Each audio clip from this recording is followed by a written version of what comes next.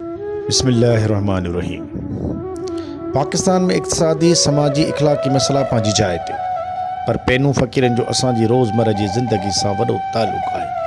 पाकिस्तान में गुरबत आम आहे ऐं बुख वॾो मसइलो आहे।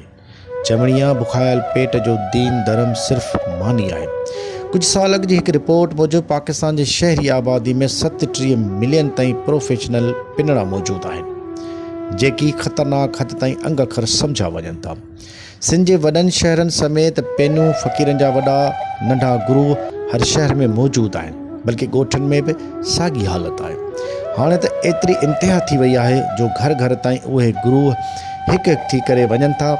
औरतूं त घरनि अंदरि वञी पंहिंजा मसला ॿुधाए हंजूं हारे इंसानी जज़्बातनि खे उभारे पिणु पैसा घुरनि थियूं।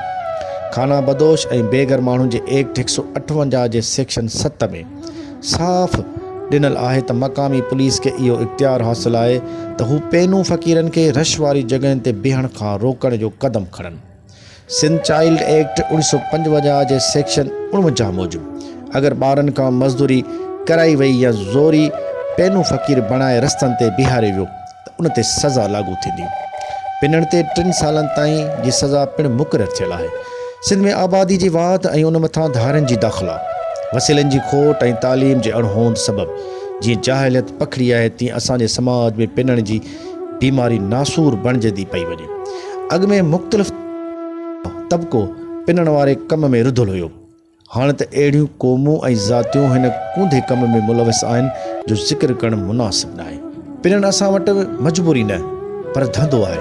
हिन वक़्तु जंहिंखे रोकण लाइ हुकूमत सतह ते किथे को क़दम खॼंदे नज़र न पियो अचे। हिन धंधे खे हाणे वॾनि मज़बूत माण्हुनि जे हथनि जो सहारो पिणु मिलियलु आहे, जंहिं लाइ कानून खे हरकत में अचणु घुरिजे।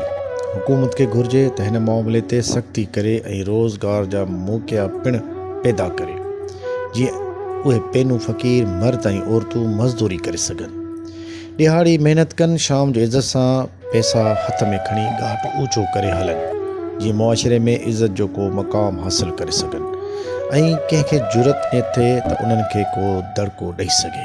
अवां जो पंहिंजो प्रोफेसर इरफान कलोड़ो।